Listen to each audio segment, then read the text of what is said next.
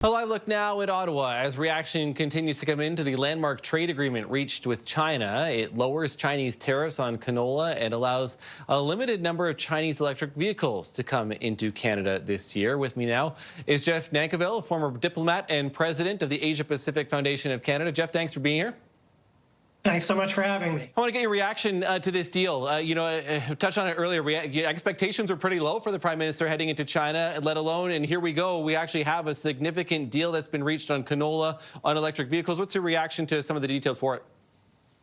Well, I think we can say the Prime Minister and his team did a very successful job of expectation management and have exceeded not only the low expectations that they were deliberately setting the last few days, but I think they've exceeded just about everyone's expectations in terms of how far they were able to go. They got a deal on tariffs that provides relief for some, not all of the agricultural products affected, but the really big ones, and in turn.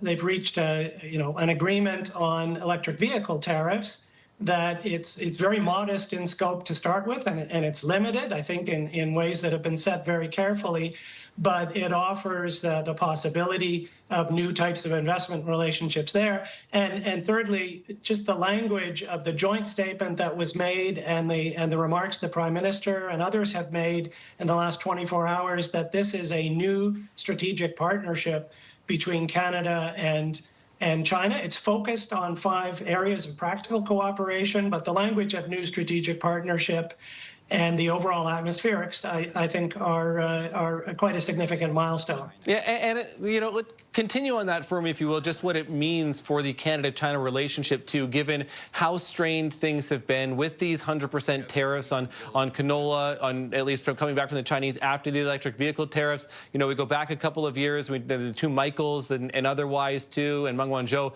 It has been very, very strained for a few years, and here, again, it looks like things are clearly softening.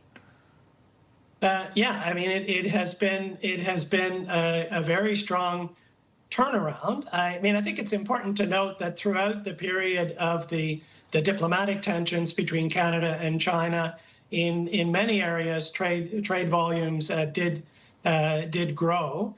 In investment into Canada dropped quite significantly, but this it's really a recalibration of the overall relationship. And in some ways it's going back, but the Prime Minister and his ministers were very careful to emphasize that it's about going forward. And I think on the one hand, it does restore Canada to a normal kind of relationship of the type that every other Western country has right now with China, every major Western country. So Canada had been an outlier until late last year, that meeting between Prime Minister Carney and President Xi. Mm-hmm. But now this is really a strong signal to the system in China, the government and enterprises in China. It's a strong system to countries in the region, a strong message to countries in the region, and for Canadians that this is a relationship that both governments